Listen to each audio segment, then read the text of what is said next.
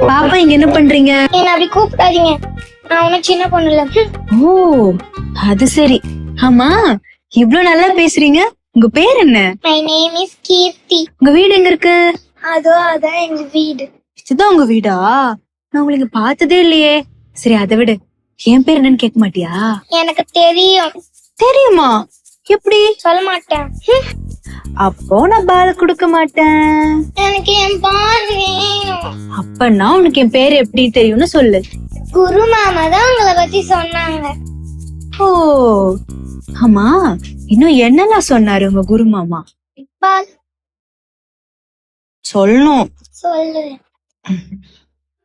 நீ ஒரு உம்னா முடிஞ்ச சிரிக்கவே மாட்டியா, எப்ப பார்த்தாலும் கத்திக்கிட்டே இருப்பியா? அப்படியா சொன்னாரு உங்க குரு மாமா? இல்ல, நான் சொல்றேன். ஏன்? ஆமா, நீ அப்படித்தான். குரு மாமா பாவம், நீ எப்ப பார்த்தாலும் திட்டிக்கிட்டே இருப்ப.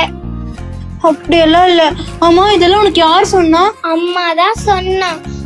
அப்புறம் நான் ஒழுங்கா ஸ்கூல் போல, நான் ஒழுங்கா சாப்பிடல, உங்ககிட்ட புடிச்சு குத்துறேன்னு அம்மா சொல்லிருக்காங்க. நான் அப்படியா இருக்கேன்? இனிமே நான் அதை பத்தி பயப்பட மாட்டேன்.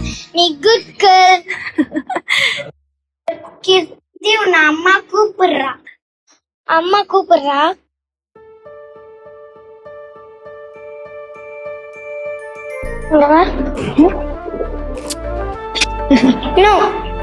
குரு மாமா தான் உங்களை பார்த்தா குடுக்க சொன்னா. உங்களுக்கு வேணாலும் நீங்க அவங்க கிட்ட குடுத்துக்கோங்க. பாய் ரம்யா.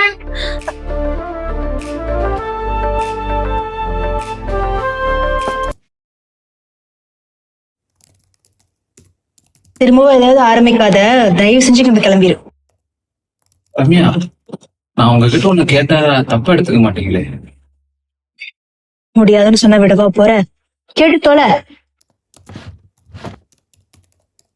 இந்த தூக்கத்துல நடக்கிற மாதிரி உங்களுக்கு தூக்கத்துல பேசுற வியாதி எதுவும் இருக்கா? ரம்யா, உங்ககிட்ட தான் கேக்குறேன். எனக்கு வந்து உனக்கு எப்படி இருக்கு? உனக்கு பேசுறதுக்கு வேற காரணமே கிடைக்கல, என்ன வேணா பேசுவியா? ஏங்க நான் ஏங்க அந்த மாதிரி எல்லாம் பேச போறேன்? எனக்கு நீங்க என்கிட்ட ஏதோ பேசின மாதிரியே தோணுச்சு.